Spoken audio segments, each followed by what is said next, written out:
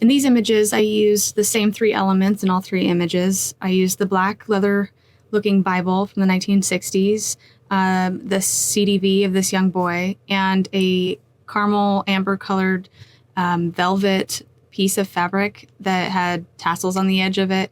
Found it at an antique store. I think it was just supposed to be something that you put like on a side table, something like that. It's very threadbare in spots, and so I was trying to make these images look like they had continuity and that the texture was the same almost everywhere.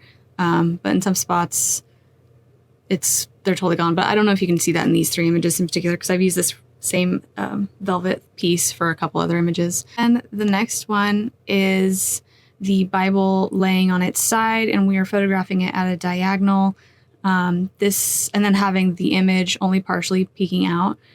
Honestly, this looks like this child is slightly menacing to me, and maybe that has some sort of market. I'm not sure. We will find out.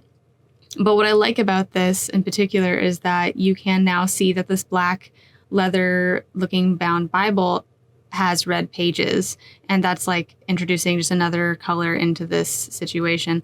And I love red and black together, red, black, and gold.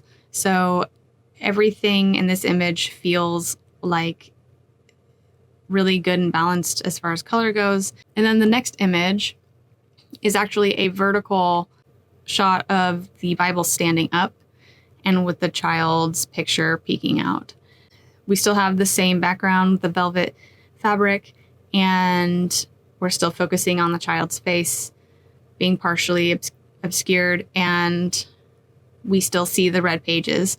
With this image is a little bit different though, because we're still seeing that little white of the image of the white of the pages peeking out, which gives a little bit more contrast to the red and white happening right there. That's okay. And then we've still left negative space here because we're not, if they put text here, they're not going to be covering his face. And there's obviously this negative space right here that would be perfect for a title or an author's name, whichever.